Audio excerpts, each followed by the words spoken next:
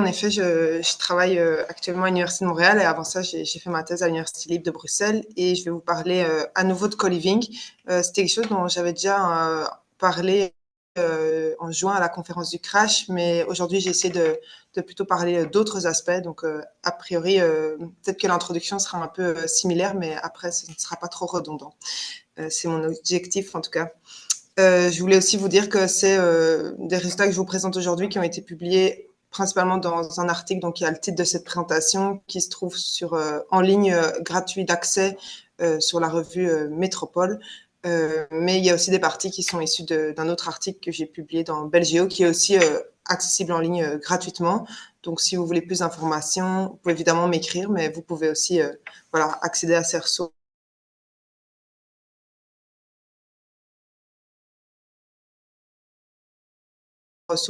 plutôt facilement et qui sont en français. Faire une présentation avec une structure en 5 parties. D'abord, vous donner quelques balises sur qu'est-ce que j'appelle le co-living, l'ampleur rapide du phénomène à Bruxelles et puis les méthodes que j'ai déployées. Je parlerai très rapidement de mon cadre d'analyse. Le but, c'est pas de faire beaucoup de théorie. Et puis, il y aura vraiment la partie résultats où je parlerai d'abord des acteurs économiques du co-living, donc les entreprises spécialisées et les propriétaires et les investisseurs. Et puis, je parlerai vraiment le cœur de la présentation aujourd'hui, c'est de comment est-ce que ces acteurs-là, ils maximisent leur rendement, ils en tirent le maximum.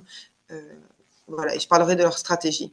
Je pense que c'est des résultats qui sont, évidemment, qui concernent un secteur particulier, le co-living, mais je pense qu'il y a des éléments qui peuvent être tirés sur voilà, le reste du marché locatif et peut-être c'est de ça dont on pourra discuter en discussion. Alors, qu'est-ce que c'est le co-living? C'est pas la traduction dans un mot un peu plus fancy pour dire colocation. C'est plutôt quelque chose où on pourrait parler d'une vieille recette pour un nouveau public. C'est une forme de logement locatif privé partagé qui est organisé par des entreprises, qui prend la forme d'espaces privés accompagnés d'espaces partagés. Par exemple, ici, vous avez des photos promotionnelles de deux établissements de co-living à Bruxelles. Donc, les espaces privés, c'est généralement des chambres, pas tellement des studios. Comme ici, vous voyez à droite de l'écran.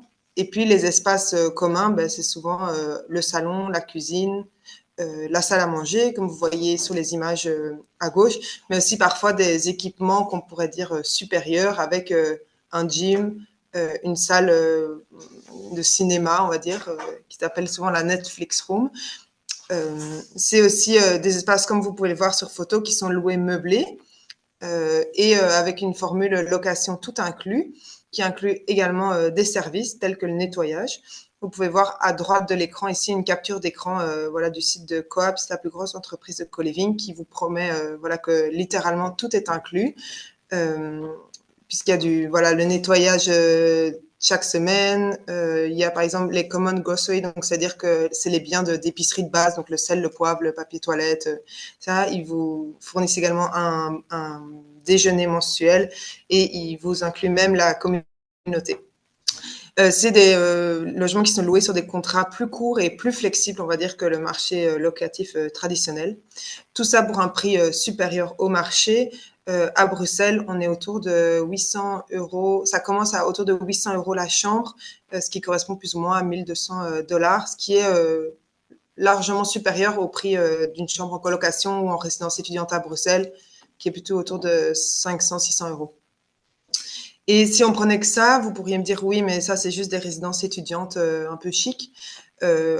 En effet, peut-être que ce qui les différencie, ce qui est intéressant, c'est que les entreprises de co-living, elles ciblent ce qu'elles appellent des jeunes professionnels. Évidemment, c'est pas tout n'importe quel jeune travailleur, mais c'est plutôt des jeunes adultes issus des classes intermédiaires et supérieures. Et à Bruxelles, c'est particulièrement même des jeunes expatriés.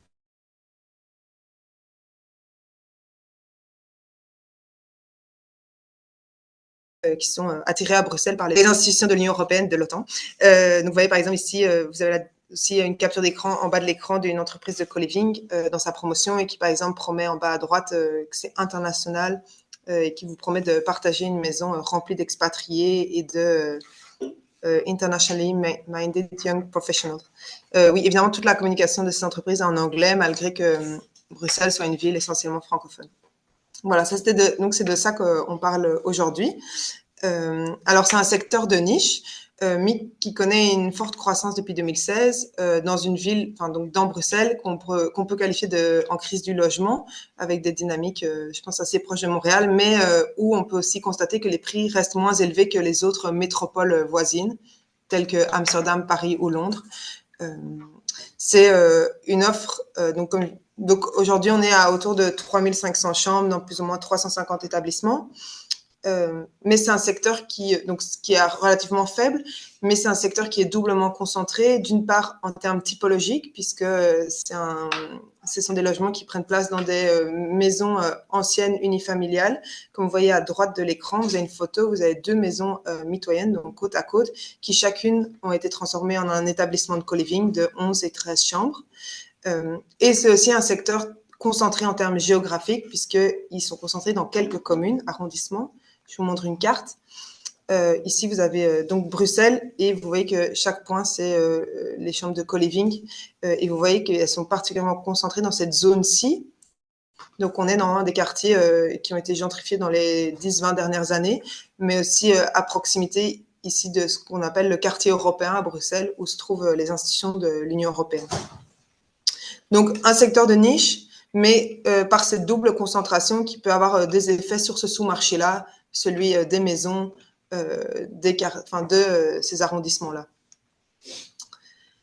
Alors, pour dire rapidement, les méthodes, j'ai mené vraiment beaucoup de méthodes différentes pour enquêter un secteur qui est pas facile, qui est pas bien enregistré statistiquement. Donc, j'ai moi-même créé une base de données par encodage de l'offre de co-living à Bruxelles.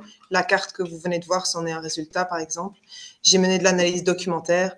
J'ai mené des entretiens avec des professionnels des entreprises de co-living, avec des bailleurs, avec des pouvoirs publics, avec les locataires. Et j'ai observé le processus de régulation urbanistique, dont je vais peu parler aujourd'hui. Voilà, ça c'était pour avoir quelques balises, se mettre d'accord sur qu'est-ce que c'est le co-living et vous donner quelque chose. Juste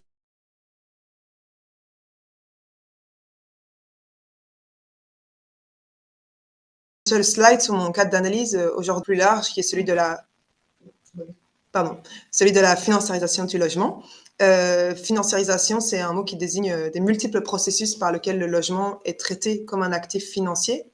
Et ça passe par l'introduction de à la fois nouveaux acteurs, nouveaux produits, nouvelles perceptions et nouvelles pratiques. Pour en citer chaque fois quelques-uns, sur les nouveaux acteurs, c'est par exemple l'arrivée de fonds d'investissement de grande ampleur. Nouveaux produits, on voit par exemple l'arrivée de résidences étudiantes de haut standing dans les villes. Des nouvelles perceptions, c'est la réduction du logement à un couple purement rendement-risque. Donc, ça veut dire qu'on évalue son logement, on réduit son évaluation à seulement le rendement qu'il peut le rapporter et le risque qu'il représente. Et puis, des nouvelles pratiques en termes de production et de gestion de logement. Et c'est de ça que moi, j'aimerais parler aujourd'hui. C'est d'abord faire une section sur les acteurs et puis de me demander comment la financiarisation, elle influence les modes de production et de gestion du logement à travers l'exemple du co-living, mais je pense que ça montre des choses qui sont transversales à d'autres secteurs également du marché locatif. Alors, je bois juste une gorgée d'eau, si vous voulez. Les acteurs économiques du co-living. Alors, qui sont donc le marché du co-living à Bruxelles, il est organisé par des sociétés qui sont spécialisées dans ce domaine-là. Donc, c'est peut-être pas elles ont été créées spécifiquement pour ça et elles s'occupent de ça essentiellement. C'est des entreprises et des capitaux qui sont principalement belges, voire bruxellois, malgré l'image parfois qu'on a de processus financiarisés très non liés au territoire. Et il y a deux grands modèles économiques.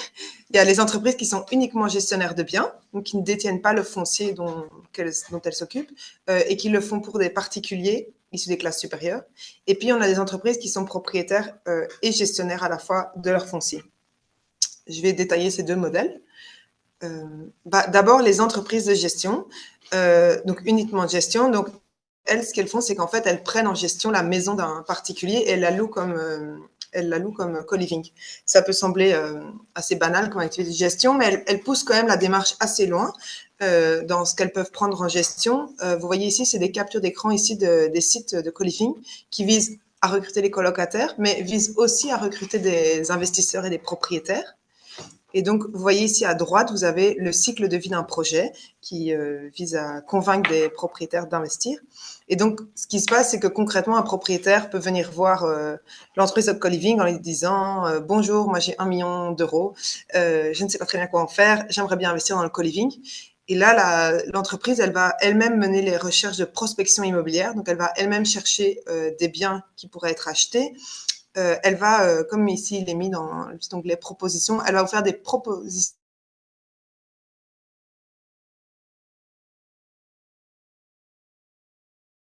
d'opportunités d'investissement détaillées où elle va faire les rendements attendus. Vous donnez votre validation et puis c'est vous qui achetez concrètement la maison, vous êtes l'unique propriétaire assez classiquement, mais directement à ce moment-là, vous transmettez la maison à l'entreprise de gestion qui va s'occuper des travaux, de l'ameublement, de la commercialisation et de la gestion locative. Et donc pour un propriétaire comme un CEO d'une entreprise m'a dit c'est buy and forget, puisqu'après, il s'agit de plus s'en occuper, juste de recevoir l'argent qui arrive tous les mois sur le compte en banque. Ce qui faisait dire à un autre CEO d'une autre entreprise qu'ils vendent de la rentabilité sous forme de briques. Donc là, on voit aussi ce mécanisme qui vise à réduire le logement, enfin en tout cas l'acte d'être propriétaire bailleur à une simple perception chiffrée d'un rendement, puisqu'il n'y a plus de travail à effectuer. Alors, qui sont ces personnes qui investissent et qui confient leurs biens en gestion? Ce sont globalement des... Tu gèles souvent. Hmm. Tu peux prendre plus ton temps, peut-être? Ouais. Surtout, je pense, entre les slides. OK. Je peux repartir? Ouais. OK. Et donc, la question, c'est qui sont ces cadres bruxellois qui investissent dans le co-living? Je dirais que c'est un public qui est difficile à atteindre. Et donc, j'ai des résultats limités, mais ce que j'ai pu constater via quelques entretiens, c'est que c'est avant tout des hommes blancs qui ont entre 40 et 60 ans, qui sont issus des classes supérieures, donc ils ont des professions libérales ou de cadres. Ils vivent à Bruxelles, dans les quartiers plutôt riches ou de sa périphérie. Et j'ai vu l'importance des réseaux sociaux non numériques dans le recrutement, puisque par exemple, il y a une entreprise qui a été fondée par voilà, un couple, enfin pas un couple, deux amis issus de la même école secondaire, plutôt UP de Bruxelles, et qui ont recruté parmi la société des anciens de cette école, par exemple des propriétaires, enfin des investisseurs. Et eux, ils sont intéressés par, donc comme je le décrivais, mais cette rentabilité sans prise de tête, puisque pour eux, il n'y a aucun travail de gestion à faire, alors que souvent le secteur du logement partagé, il est associé à beaucoup de mouvements, de turnover de locataires. Donc, il y en a un qui m'a expliqué qu'il y a quand même beaucoup de mouvements dans la colocation ou ce genre de trucs. Il y a toujours des choses cachées, il faut réparer. En plus, il y a l'aspect aussi création d'une communauté et ils ont l'air de gérer ça assez bien. Ils parlent de l'entreprise. Avec ces éléments réunis, ça nous a semblé assez évident de sous-traiter ce genre de choses qui sont un peu ennuyeuses à faire, je trouve, individuellement. Et puis, c'est les rendements qui sont plus élevés que la location classique. Et il y en a un qui explique ce qui nous a attiré, c'est la diversification et c'est aussi le fait que le rendement était probablement un peu meilleur que si on avait loué des appartements tels quels, quoi. Et puis il y a la question de la réversibilité des biens acquis, puisque certains sont intéressés de pouvoir à terme transmettre la maison à leurs enfants pour qu'ils l'occupent. Et donc il y a la possibilité de transformer ces maisons en simple logement unifamilial. Donc ça, c'était pour le premier modèle, donc des entreprises qui ne possèdent pas leur foncier et qui le gèrent pour des bailleurs qui se voient du coup déchargés de toute tâche. On a aussi un autre modèle qui sont des entreprises propriétaires. Donc c'est des entreprises qui détiennent le foncier qu'elles louent.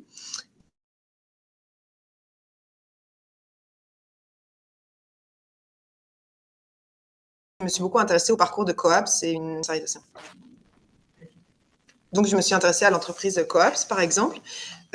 Coaps, c'est une entreprise qui a été fondée en 2015-2016 par trois jeunes entrepreneurs bruxellois, dont vous voyez la photo ici en bas, et qui ont décidé de créer cette entreprise. Et ce qui est intéressant, c'est voir comment, au fur et à mesure, ils sont accédés à des formes différentes d'investissement et de financement. Puisque au début, en gros, ils ont utilisé leurs fonds personnels, puis les fonds de leur réseau, on va dire, social, notamment familial.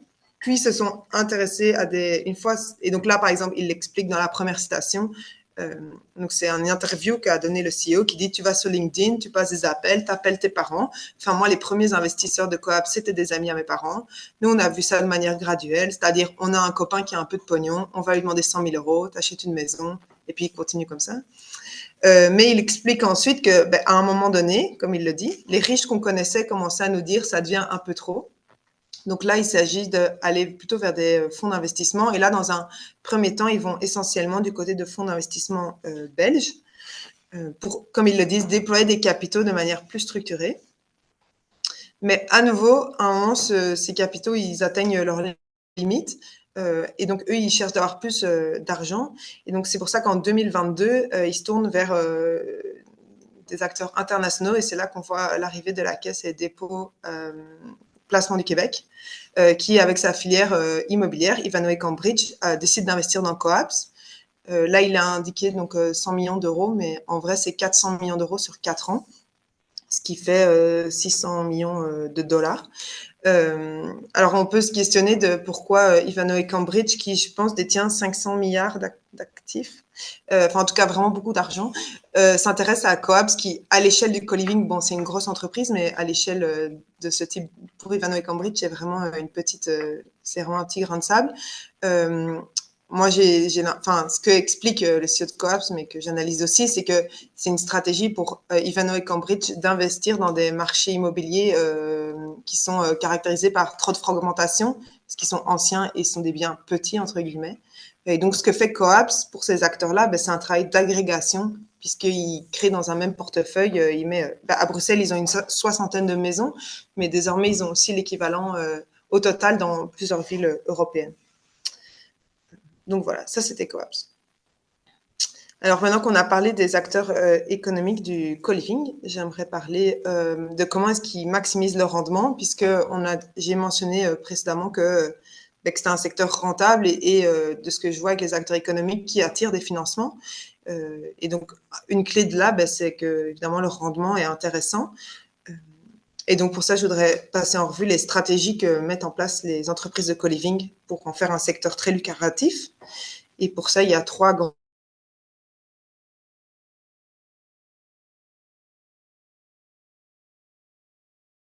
que je vais détailler. Un que j'ai appelé diviser, produire rapidement et à moindre coût ce logement. Et puis des services nombreux, mais qui au final ne coûtent pas si cher. Et puis je conclurai. Alors, diviser plus pour gagner plus. Alors, merci. Désolée pour les problèmes un peu techniques. Bon, diviser plus pour gagner plus. Ce que permet le co-living, c'est des loyers très élevés si on les regarde au mètre carré.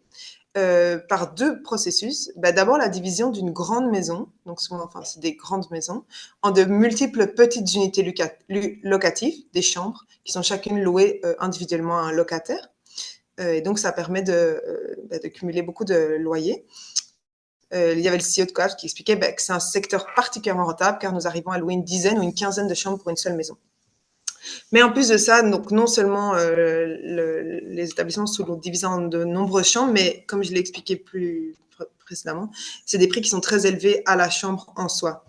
Et donc, ça permet pour les acteurs immobiliers, c'est un peu jackpot parce qu'en fait, plus il y a de chambres dans un établissement, plus le rendement au mètre carré augmente, ce qui en fait va contre un peu la loi de décroissance du prix au mètre carré qu'on constate généralement dans le secteur immobilier. C'est d'autant plus intéressant que par contre, quand ils achètent, comme ils achètent beaucoup de surface à la fois, les prix au mètre carré sont relativement faibles. Et pour vous donner des exemples, j'avais fait des petits calculs, ça date d'il y a 2 ans, mais le constat est toujours valable. J'ai comparé, donc vous voyez en haut de l'écran, c'est une maison de co-living et j'essaye d'estimer les loyers. Donc par exemple, ici, vous avez une maison qui se situe à Ixelles, c'est un quartier de Bruxelles, où il y a 8 chambres qui commencent à 740 euros par mois. C'était il y a 2 ans et demi. Ce qui fait au total, si on part du minimum, qu'on est plus ou moins à 6 000 euros, donc c'est-à-dire plus ou moins 9 000 dollars minimum de loyer. Alors que si on compare avec ce que, désolé, c'est en néerlandais, mais c'est la grille, c'est à Bruxelles quelque chose qui s'appelle la grille indicative des loyers. Donc c'est quelque chose qui est censé, qui est disponible en ligne pour tous les citoyens et qui vise à déterminer quel serait le prix du marché de votre logement. Et donc si voilà, je rentrais les caractéristiques de la maison, dans cette grille, ben, la grille indicative, elle proposait un loyer entre 3 000 et 3 500 euros. Donc, c'est-à-dire 2 500 euros en dessous de ce que gagne l'entreprise de co-living. Et j'avais fait voilà, un autre test pour une autre résidence. Et vous voyez aussi qu'à nouveau, là, on est à 6 000 euros de loyer de nouveau, alors que là, la grille propose entre 2 600 et 3 000 euros de loyer. Alors, c'est une... Pardon, excusez-moi, j'ai trop vite passé. Alors, c'est quelque chose, donc c'est une logique qui conditionne les biens dès l'achat. Donc, les entreprises n'achètent que des biens dans lesquels ils peuvent faire beaucoup de chambres. Et bah, une fois qu'ils ont ces biens, comment est-ce qu'ils font beaucoup de chambres? Bah, d'abord, ils exploitent tous les espaces qui parfois ne sont pas traditionnellement dédiés à des chambres. Donc,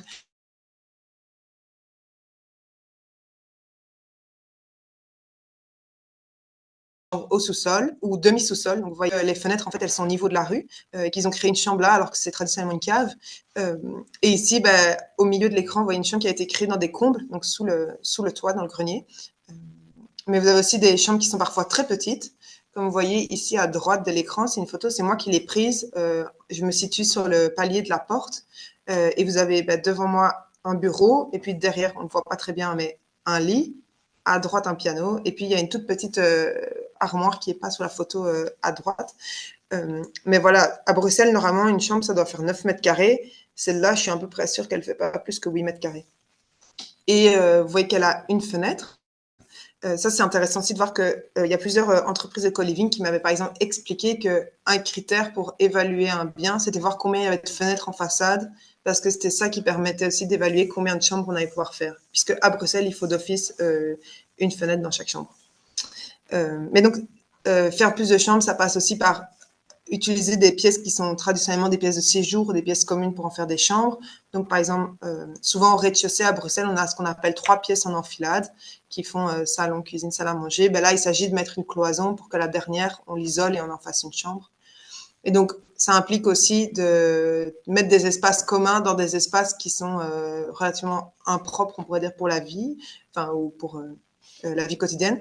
J'avais pris une photo ici en haut à droite d'une salle de gym, par exemple, et c'était un locataire qui m'avait fait remarquer, parce qu'il me faisait visiter que quand on était sur le vélo elliptique, en fait, les gens qui étaient un peu grands, chaque fois qu'ils montaient, en fait, ils tapaient vous voyez, ils tapaient le plafond, là, qui est voûté comme ça.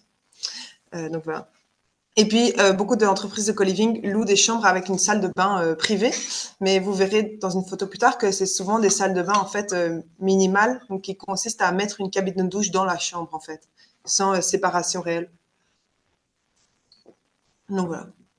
Donc ça, c'était diviser plus pour gagner plus, une des façons pour augmenter la rentabilité.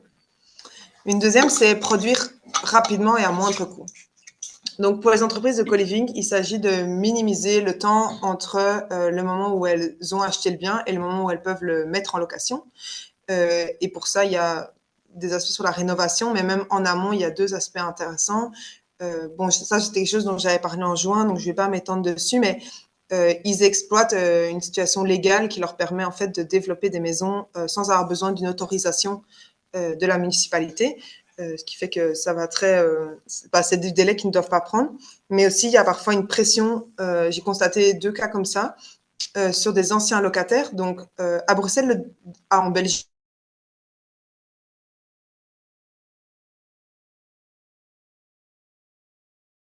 le délai entre le moment où on fait une offre, on fait une proposition à un propriétaire pour lui acheter. On lui fait une proposition pour lui acheter un bien à un tel prix. Si le propriétaire accepte, c'est-à-dire qu'on a 2 mois pour faire le compromis. Où on se met réellement d'accord sur les conditions de la vente. Et puis, il peut y avoir jusqu'à 4 mois pour l'acte de vente auquel on devient vraiment propriétaire. En fait, c'est seulement après à l'acte de vente que le nouveau propriétaire peut donner son préavis au locataire pour qu'il quitte le logement. Et à ce moment-là, les locataires ont un préavis de 6 mois. Ce qui fait qu'entre un moment où vous faites une offre et un moment où les locataires sont effectivement partis, il peut y avoir 1 an. Ce qui, du point de vue des acteurs immobiliers, est trop long, évidemment. Et donc, ce qu'ils font parfois, c'est qu'ils ne respectent pas les règles. Et en fait, dès le moment du compromis, ils commencent à mettre la pression sur les anciens locataires pour leur dire qu'il va falloir partir, etc. Alors qu'en fait, légalement, ils ne sont pas encore propriétaires et ils n'ont pas le droit. Et donc ça, j'ai constaté que des entreprises de co-living faisaient ça pour essayer de gagner des mois et pouvoir commencer les travaux les plus rapidement possible. Une autre façon, c'est quand ils font leur rénovation, ils réduisent les coûts de développement d'abord par des économies d'échelle. Donc, le fait d'avoir parfois 50 maisons, ça permet évidemment de réduire des coûts en termes, par exemple, d'ameublement. Il y a une entreprise qui se vante, par exemple, de son pouvoir de négociation élevé auprès des sous-traitants et fournisseurs. Malgré le fait que ce sont des logements qui sont loués meublés, on voit que l'ameublement peut être relativement minimal. Vous voyez ici la photo à droite, en bas de l'écran, qui est la photo d'une chambre louée meublée. Vous voyez par exemple que l'espace pour ranger les vêtements, ici, en fait, ça reste quand même assez sommaire. Et puis, comme je vous le parlais tout à l'heure, vous voyez que la douche, là, elle est installée concrètement dans la chambre. C'est aussi une rénovation qui est parfois limitée. Et donc, par exemple, vous voyez la photo dans le haut, c'est une résidence qui est neuve, hein, donc, je veux dire, mais que si vous observez les murs, vous voyez qu'ils sont relativement décrépits. Et alors, si vous voyez le parquet, enfin le plancher, vous voyez qu'il n'a pas été vraiment rénové, qu'il présente beaucoup de griffes. Enfin, en fait, il est très abîmé. Et ça, il y a une entreprise de co-living qui a un architecte spécialisé dans l'upcycling, il dit pas recyclage, et qui justifie ça sur de nombreux arguments écologiques. Et donc, ça résulte dans des conditions parfois de logement un peu désastreuses. Il y avait une locataire qui m'a expliqué, je la cite, qu'elle a toujours eu des problèmes avec les douches. En fait, l'entreprise mettait du matériel super cheap. Je pense qu'elle a changé ma douche en un an 3 fois intégralement.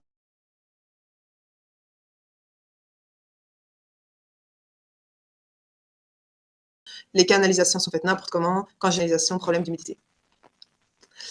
Et un dernier volet qui permet aux entreprises de gagner beaucoup d'argent, moi, c'est que souvent, ils justifient leur loyer élevé par l'aspect service. Donc, comme je disais, il y a les services de nettoyage, il y a des événements sociaux, il y a une communauté, etc. Mais ce que je vois, c'est qu'elles ont développé plein de stratégies pour offrir ces services à coût, on va dire, faible. Et là-dedans, bon, il y a évidemment la question des économies d'échelle, mais aussi la question des outils numériques qui me semble assez centrale. Donc, la plupart des entreprises de co-living ont développé soit une application, soit un portail numérique. Ça leur permet d'une part de faire des recrutements de locataires complètement en ligne avec des visites virtuelles. Donc, c'est-à-dire qu'il n'y a plus d'agent immobilier qui, sur place, va faire une visite aux candidats locataires. Souvent, ils ont, par exemple, aussi, les établissements s'ouvrent par des clés numériques ou par des codes. Par exemple, ici, vous avez à droite de l'écran une capture d'écran où il est mis Open Your Door. C'est une capture d'écran de l'application Coop. Donc, c'est ce que voit un locataire. Et vous voyez qu'il peut ouvrir soit la maison, soit sa chambre avec l'application. Il y a une locataire qui m'a dit que c'était super pratique pour pouvoir ouvrir aux gens qui viennent livrer des colis quand tu n'es pas là chez toi. Mais surtout, cet aspect gadget, ça permet en fait à l'entreprise de pas devoir se rendre sur place quand un nouveau locataire arrive pour lui remettre des clés. Et aussi, si un locataire perd ses clés, ce qui peut arriver quand on a 20 locataires dans un même établissement, il ne faut pas changer les clés de tout le monde, etc. Ça permet aussi une entrée, comme je disais, autonome. Et ces applications, souvent, permettent aux locataires de faire leur état des lieux autonome à leur arrivée. À nouveau, tout ça, c'est ce qui limite du travail, on va dire, classique de gestion immobilière. Il y a aussi une limitation des interventions physiques en cas d'incident. Je ne sais pas si un évier est bouché, etc. Vous voyez à nouveau ici à droite une capture ce qu'ils ont mis en place, un chatbot. Et donc là, je vous propose plutôt de lire la citation du CEO de Coop qui explique bien comment ils ont mis ça en place et quels sont les intérêts pour eux. Donc, comme il explique, il dit on est des machines de guerre pour opérer beaucoup de chambres avec peu de ressources humaines. Typiquement, le property management, on l'a automatisé. On a listé tous les incidents les plus récurrents. 9 fois sur 10, ils, les locataires, peuvent le faire eux-mêmes. Aujourd'hui, quand ils signalent un incident via l'application mobile, tu as un espèce de petit chatbot. Donc ça, c'est comme le truc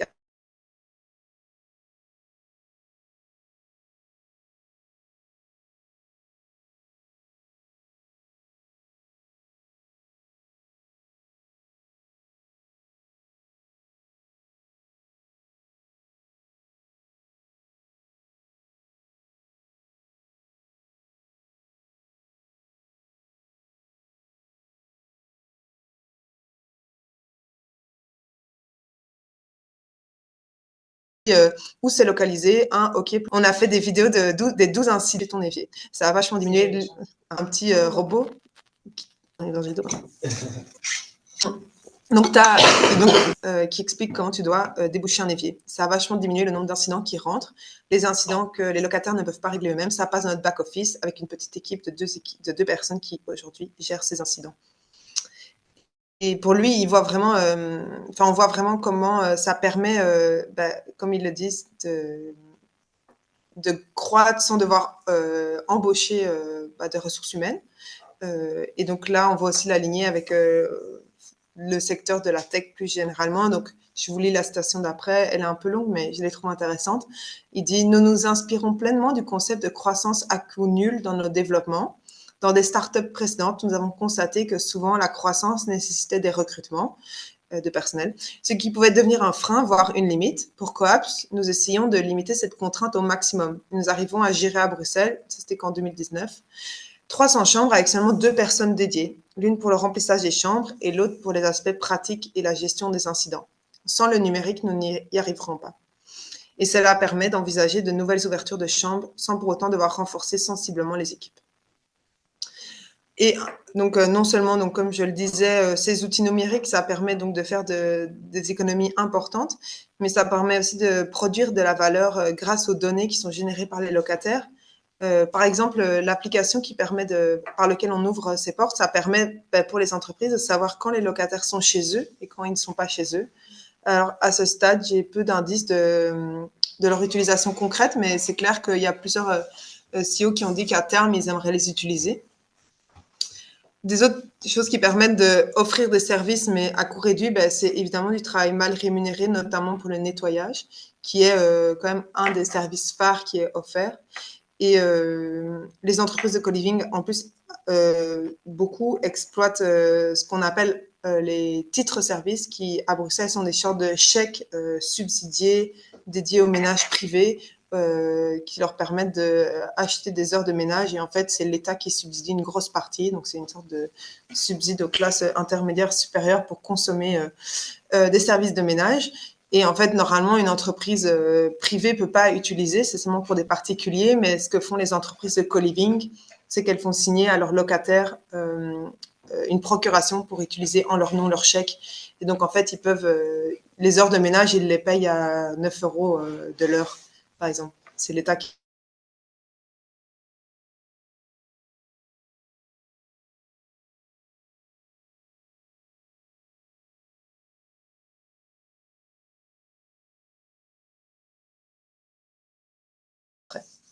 Et puis, ça repose aussi sur des travailleurs mal. Et alors, un autre... Quoi, je parle encore? Je parle? Ouais, tu peux y aller, je pense. Ok. Et donc, on a... et enfin, peut-être un... Non, c'est pas le dernier. Encore un volet de travail, on va dire, non rémunéré d'employés et stagiaires des entreprises de co-living qui vivent dans les établissements. C'est une pratique assez courante parce que c'est un secteur qui est assez jeune, un peu milieu start-up. Et donc, dans beaucoup de résidences que j'ai visitées ou pour lesquelles j'ai discuté avec les locataires, il y avait par exemple des employés ou des stagiaires de l'entreprise qui vivaient dans le co-living. Et c'est clair que même si ça ne fait pas partie de leur tâche, en fait, ils font quand même beaucoup de travail pour répondre aux questions de leurs colocataires, pour faire le lien entre l'entreprise et les colocataires, entre l'entreprise et les résidents. Et puis, évidemment, les stagiaires en Belgique ne sont pas payés. Donc, voilà. Et il y en a vraiment beaucoup dans ces entreprises. Et enfin, c'est la contribution des locataires eux-mêmes dans les services. Par exemple, dans la communication, donc ils sont souvent invités à faire beaucoup de communication sur les réseaux sociaux, donc des stories Instagram par exemple, sur leur vie au sein des résidences, qui sont après repartagées par les entreprises de co-living et qui font un peu leur promotion de façon relativement gratuite. Certains colocataires, enfin, il y a quelques entreprises aussi qui font appel à leurs locataires pour recruter les nouveaux locataires. Ce qui fait dire à un CEO que nos commerciaux sont nos locataires, on ne fait jamais de pub, ce qui évidemment est très avantageux économiquement. Et enfin, dans certaines entreprises, il y a des house leaders, comme ils les appellent, c'est des sortes de délégués des maisons, qui ont donc des locataires délégués qui ont pour objectif d'assurer la communication entre l'entreprise et les colocataires et la coordination des tâches restantes hors ménage. ce qui soulage évidemment les entreprises de co-living. Et donc, j'arrive au terme de ma présentation. J'espère que vous m'entendez toujours. Je pense que tu bouges plus ton PowerPoint. Ah, si. Ah, parce que... Ah, il est toujours sur... bah, si. Parce que mon écran est gelé, quoi. Ah oui, du coup, vous avez raté mes stations. Mais on les entend tous. Ouais, bah, du coup, je pense que c'est pas très grave. Je peux aller sur ma slide conclusion. Parce que je sais pas comment régler ça. Parce que... Ouais, attends.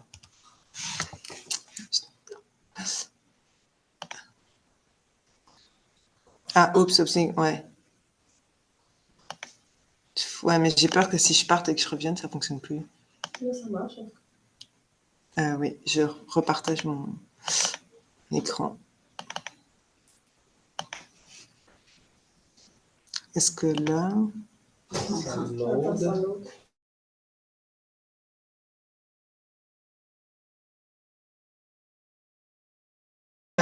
Trop bien. Ce que vous avez raté. Donc, ça passe de nouveau plus.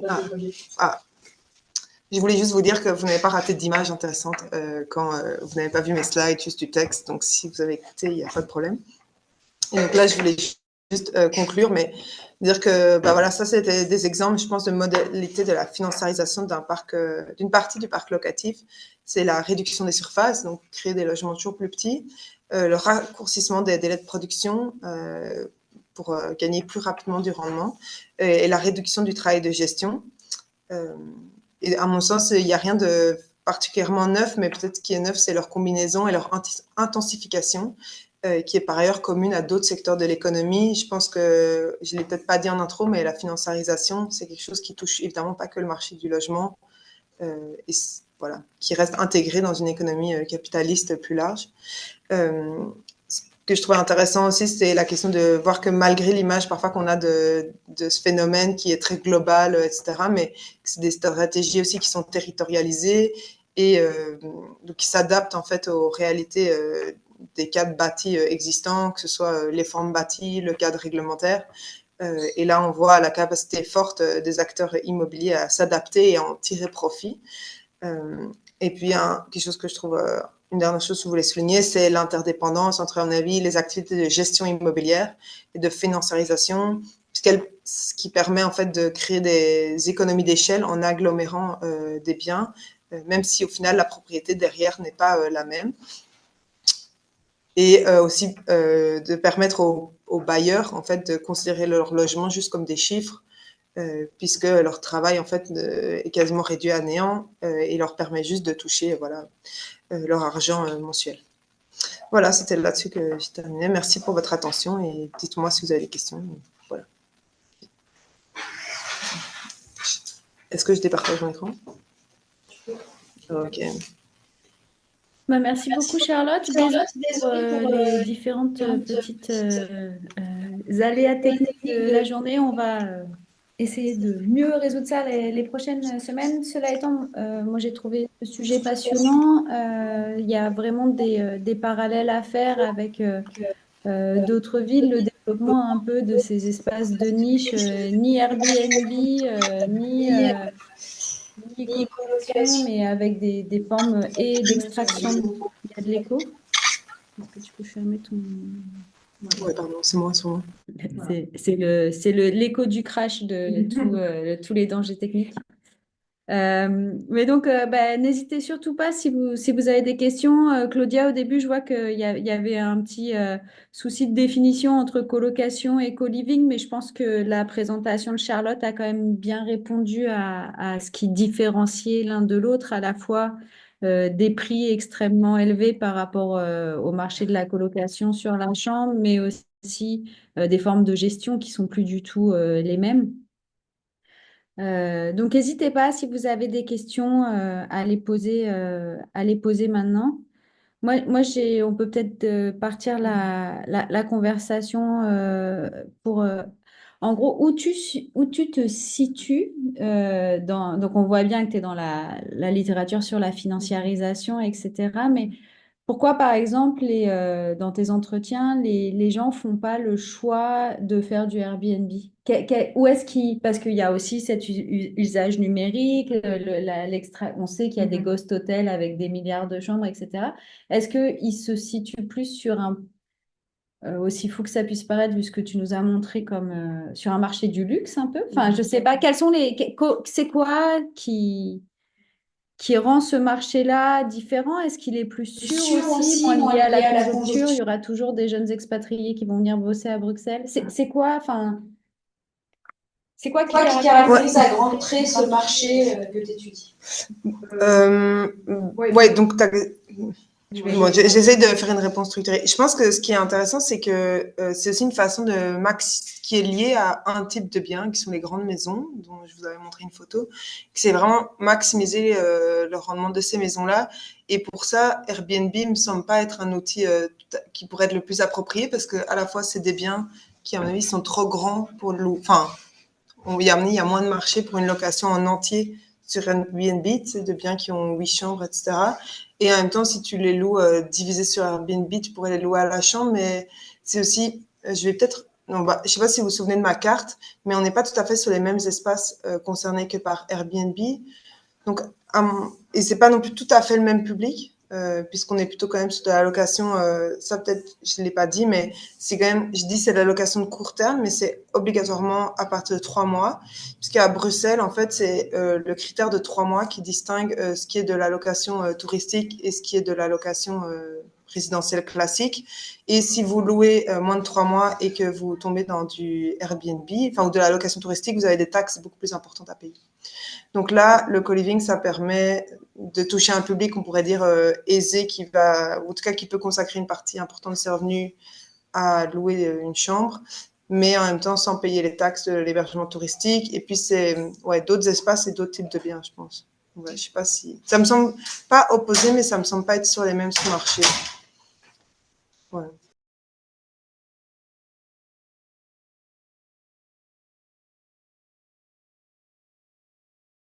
Sur la question de...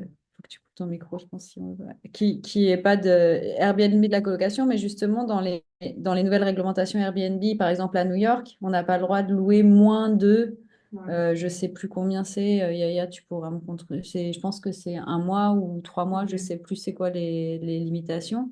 Et donc, est-ce qu'on va pas pousser finalement, certes, en bannissant la touristification du logement via Airbnb, ce qui est une bonne chose, hein. On ne va pas pousser d'autres formes d'extraction qui seraient un peu celles que tu présentes toi.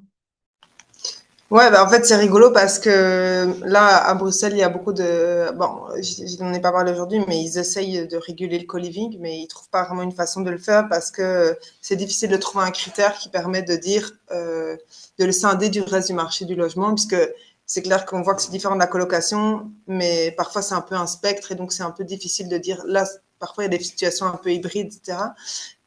Et pourquoi je disais ça, c'est que maintenant, ce que disent les acteurs immobiliers quand ils sont menacés par une régulation, c'est qu'ils disent attention parce que si vous nous régulez et que le co-living devient plus profitable, ça va devenir du Airbnb et ça, c'est vraiment pas bien. Et donc, je pense que ça montre malheureusement, comment dire, l'inventivité ou en tout cas la créativité des acteurs financiers du logement qui en fonction des territoires et des réglementations et du type de bâti existant, arrive à trouver la meilleure formule pour exploiter des choses. Je pense que sur Airbnb, on dépend aussi quand même fort du contexte touristique. À Bruxelles, on n'est quand même pas une ville où on peut parler de tourisme de masse. Il fait mauvais. C'est pas, enfin, je veux dire qu'on n'est pas dans une situation comme, je pense, Barcelone ou New York. Donc, il y a clairement un marché Airbnb, mais il est très concentré. Si je remettais ma carte d'avant, en fait, on est vraiment dans le centre-ville historique, vraiment du centre, et ça sort assez peu de là. Donc, mais c'est clair qu'aussi, enfin, Airbnb est un peu parfois présenté comme l'épouvantail qui est la source de tous les problèmes de logement à Bruxelles, comme aussi parfois le co-living, alors qu'on est plutôt, je pense qu'il faut aussi interroger comment ces marchés du logement ils sont régulés, ou en fait très peu, de façon générale, la question de la propriété et de bah, je vous ai montré, on a une grille indicative des loyers, mais qui est juste indicative. Donc, il n'y a aucun encadrement sur les loyers à Bruxelles. Voilà. J'ai l'impression que parfois des secteurs de niche permettent à des politiciens de dire qu'ils font des choses sur le logement, Alors qu'en fait, l'éléphant au milieu de la pièce, c'est peut-être la régulation du marché locatif privé classique, mais là, il y a plus grand monde, quoi.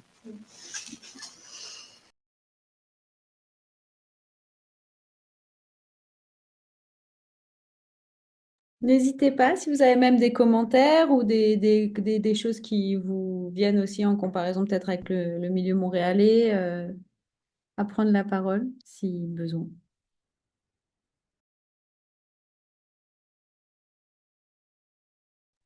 Ben, je veux bien le faire s'il y a des personnes d'autres qui se volontaires. C'est bon? Ouais. On est les seules vidéos aussi. Bonjour. Euh, ben, oui, il y a des similarités vraiment avec Montréal parce que Montréal est aussi, on blâme aussi tout sur Airbnb.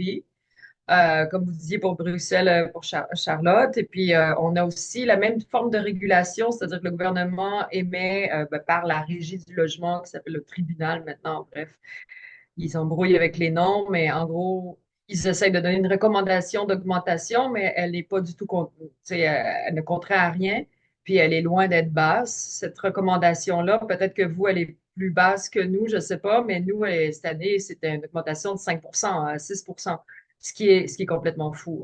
Donc, c'est ça, ça protège absolument à aucun niveau. Et comme vous disiez, c'est des réglementations sur la protection des augmentations de loyer qu'il faut et non pas construire, construire, construire, construire parce que ils ont beau dire que ça va être de la construction abordable, ça ne veut plus rien dire, il n'y a plus rien d'abordable. Donc, ça n'existe pas.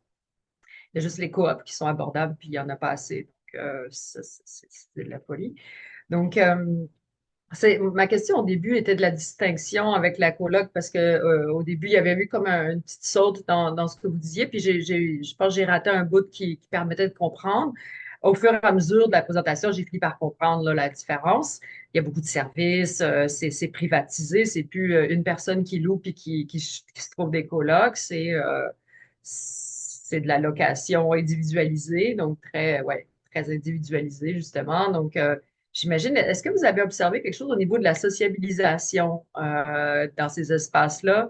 Ça m'intéresserait, parce qu'on parlait surtout de financiarisation, là, c'était ça le sujet, mais ça fait quelle sorte de sociabilité? Est-ce que c'est comme Airbnb? Moi, je le constate parce que j'ai des gens autour de moi qui en font un peu ou qui font des trucs qui sont très proches, très similaires. Et ça crée une désociabilisation parce que comme on ne connaît jamais la personne autour, ben, on ne va pas y parler. On va pas, tu sais, c'est ça, ça fait moins de communauté, ça détruit la communauté en fait qu'il peut y avoir dans un voisinage. Moi, c'est le principal défaut que je vois à Airbnb et la montée des prix euh, autour là, que ça fait. Donc, voilà, est-ce que vous avez eu des comparatifs à faire là-dessus? Ça m'intéresserait. Merci pour votre Oui, présentation d'ailleurs oui, encore. donc désolé si à certains moments ça a figé. Oh, là, ça fait justement quand vous dites ça. C'est drôle, là, puis c'est vraiment juste Charlotte, en fait. C'est Est-ce que là on m'entend? Oui, Désolée. Ouais. pas grave. Qu'est-ce que j'allais dire? Sur les colocations, après, parfois, c'est pas toujours évident de tracer des frontières très claires, d'autant plus qu'il n'y a pas d'existence juridique au terme co-living. C'est un terme aussi marketing utilisé par ces entreprises. Mais je pense que la colocation, on pourrait dire traditionnelle, elle est aussi auto-organisée. Donc, souvent, c'est des colocataires qui, entre eux, s'arrangent pour louer un logement, alors qu'ici, c'est vraiment une entreprise privée qui vient organiser ça. Et puis, en effet, c'est meublé, c'est des services, c'est des baux individuels. Euh, voilà, mais c'est clair que parfois, il y a des situations hybrides. Est-ce qu'on en voit toujours? Parce que là, je suis figée. Ouais. Alors, sur la question de la sociabilité, donc moi, je ne suis pas très sur Airbnb, donc je ne vais pas vous faire une comparaison, mais je peux vous parler de ce que j'ai constaté dans les entreprises de co-living. Moi, j'étais assez critique de l'aspect communautaire qui est vanté par les entreprises de co-living, honnêtement. Mais j'ai réalisé donc une vingtaine d'entretiens avec des locataires. Alors, le bémol, c'est que c'est autour de 2021-2022 à un moment où il y avait encore une forte restriction des sociabilités hors des logements au moment de la crise Covid. Mais j'ai quand même constaté qu'il y avait, enfin, que les locataires du co-living développaient beaucoup de relations sociales dans leurs établissements. Notamment parce que, bon, à mon sens, ils sont sélectionnés pour. Donc, les gens qui se dirigent vers là, c'est des gens qui sont en recherche de sociabilité, qui ont un peu tous le même profil socio-économique, malgré une diversité internationale. C'est tous des gens issus des classes supérieures qui ont un diplôme, par exemple, qui ont un diplôme de l'enseignement universitaire. Ils ont plus ou moins le même âge. Ils parlent tous très bien l'anglais. Il y a aussi beaucoup de francophones, puis il y a beaucoup de français aussi. Là-dessus, et puis il y a les entreprises de co-living mettent souvent en place des activités un peu, on va dire, brise-glace. Donc il y a par exemple un déjeuner mensuel, parfois il y a une organisation de un verre d'accueil quand une personne arrive. Je sais que pendant le confinement, par exemple, ils livraient des paniers apéros dans leur établissement. Euh, et donc, il y a ça. Et puis, il y a aussi le nombre, hein, le fait que parfois, quand on est 15 ou 20, ben, ça crée aussi forcément des relations. Et donc, j'ai vu que ces entreprises... Donc, non seulement ils ont développé des relations assez fortes dans leurs établissements, mais aussi parfois entre établissements, ce qui me faisait penser un peu à un archipel, parce que par contre, à contrario, mais c'est aussi renforcé à mon avis par le Covid, donc où il y a beaucoup de télétravail et peu de... Ben, tout ce qui était restaurant, sortie, etc., était beaucoup fermé, mais qu'ils ont un peu développé une sociabilité en archipel, comme s'ils allaient d'établissement en co-living, il y avait des réseaux de fêtes, etc., mais peu d'espace entre. Enfin, je veux dire, peu de connaissances et peu de liens sociaux en dehors de ça, et avec globalement par rapport au voisinage, une assez mauvaise insertion, notamment parce que c'est toujours difficile d'évaluer la réalité de ces choses, mais il y avait beaucoup de plaintes des voisinages concernant les nuisances sonores avec parfois, bon, même si c'est des établissements où les espaces communs, s'ils sont ramenés au nombre de locataires, ne sont pas si importants, mais ça fait quand même des espaces, quand il y a 20 locataires qui sont quand même importants, où on peut en fait de facto organiser des fêtes où on invite 50, 100 personnes. Et donc ça fait beaucoup de bruit avec peu d'attention des entreprises, évidemment, à l'isolation sonore. Et donc il y a énormément de tensions qui sont nées autour de quelques établissements liés à ça. Et puis évidemment aussi la question de la sortie des poubelles qui faisait aussi beaucoup jaser les propriétaires environnants, puisque c'était des personnes qui apparemment ne connaissent pas bien les horaires des poubelles ou ne respectent pas les horaires. Mais ça, c'est des critiques qui sont au final assez proches de celles qu'on fait parfois au quartier étudiant ou aux Airbnb aussi. Voilà. Donc ça, c'était un peu pour vous dire. Et donc, ouais, la conclusion, c'est que ça me semblait être des entre-soi assez forts, mais qui permettaient à ces gens-là d'avoir une sociabilité importante alors qu'ils sont en mobilité internationale et donc ils connaissent peu de gens à Bruxelles. Bon, ben, j'espère que ça a répondu à vos questions. Je pense qu'un aspect particulier de l'étude que vous avez faite, c'est pardon, c'est que c'est vrai que dans la période où il y avait du confinement ou en tout cas des restrictions, les liens ont peut-être été plus forts à l'intérieur des communautés ou des groupes. Puis c'est vrai que ça ressemble à des campus, la manière dont vous me Ouais. décrivez ça, là. Mais les campus, j'imagine qu'ils ont des salles pour se retrouver. Donc, si eux autres se retrouvent dans les appartes, là, c'est moins bon. Mais s'ils développaient des espaces, parce que je trouve que l'organisation de la sociabilisation que vous décrivez, c'est le fun quand même. C'est quand même, moi, je suis impressionnée, là. Je pensais qu'il n'y aurait pas ça. Je pensais que ce serait juste, tu sais, arrangez-vous les colocs, là, puis c'est votre business. Donc, ça, je trouve ça pas pire. Il faut voir comment ça continue après le COVID. Mais oui, faut qu'ils fassent des espaces d'air commun plus grands s'ils veulent faire des rassemblements plus grands. Il faudrait qu'il y ait un côté limite d'espace légal. C'est comme dans les espaces publics, on a un nombre maximal de personnes qu'on peut faire rentrer dans un espace. Dans les maisons, ça devrait être la même chose. Il devrait y avoir ça. Comme ça, il y aura plus ce problème-là avec le voisinage. Mais les poubelles, oui, je comprends, non. Je comprends, oui. Mais Ça je pense s'intègre que d'une pas. certaine manière, le co-living, il répond à une certaine demande sur Bruxelles. Et donc, moi, enfin, mon avis personnel, c'est pas que c'est par définition un mauvais modèle. Je pense que le logement partagé pour plein de situations, ben voilà, c'est une solution qui est correcte pour beaucoup de gens. La question, c'est après à quel prix on profite qui. Je pense que c'est plutôt ça. Peut-être que si, par exemple, il y avait, je sais pas, du logement social de cette forme-là, enfin, des co-living, on va dire, sociaux générés par l'État à bas prix, accessibles pas seulement aux jeunes adultes des classes intermédiaires, supérieures qui parlent bien anglais, bah, je pense que ce serait aussi très intéressant. Mais- donc voilà, je pense que moi, c'est ça que je retiens, c'est qu'aussi cette question du logement transitoire, des gens qui ne sont pas là longtemps, mais c'est aussi des questions qui se posent sur des publics étudiants, des personnes en rupture familiale. En fait, il y a peu d'offres qui sont fournies par voilà, la collectivité, hors des logements vraiment d'urgence. Et donc, c'est pas étonnant que ceux qui s'en emparent, c'est le marché privé et qu'ils le font sous la forme la plus lucrative possible. On va Ouais. finir là-dessus, c'était clair. Ton micro, Violaine. Faut que tu fermes ton micro. Merci beaucoup, Charlotte, en tout cas. C'était très intéressant. Donc, merci beaucoup tout le monde. Merci Charlotte pour la présentation.